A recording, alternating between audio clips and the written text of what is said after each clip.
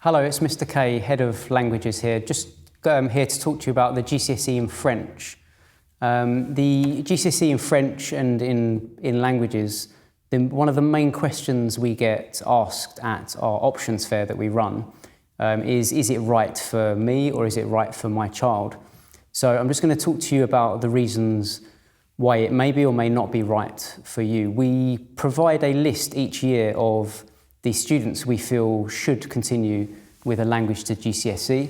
So when you have your interview with a senior member of staff, please do ask whether a language would be suitable for you. We feel here at Nobel and in the language department and wider, so the government feel this too, that the majority of students and children should do a language to GCSE.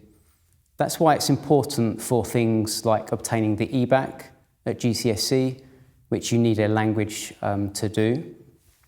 And it's something that we strongly recommend. If a student can achieve well in it, then we recommend you do. The reason why students and why people should do a language, there are so many.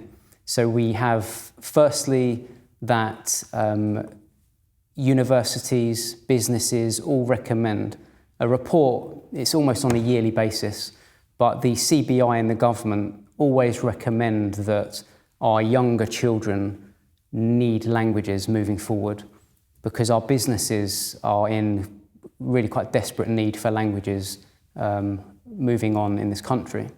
And actually a report which a lot of people don't know is that French is was the number one language sought after by businesses. So just above German and Spanish, which were in the top 3 as well. Other reasons for doing a language would be the obvious ones. So things like broadening your horizons, learning a new skill.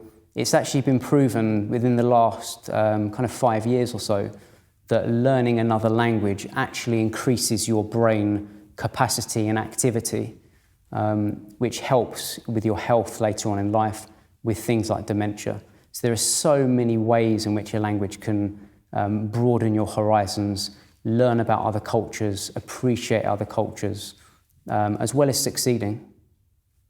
Our results at GCSE in French and in languages in general, but in French our languages results are excellent. They're always at the top end of the school in terms of results, so we have absolutely no concerns with our teaching and the results that your child or you, if you're watching this, that you will get.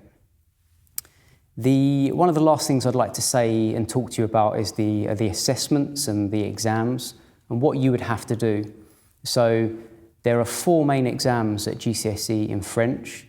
They are the same exams that you've been sitting throughout your time at the school here.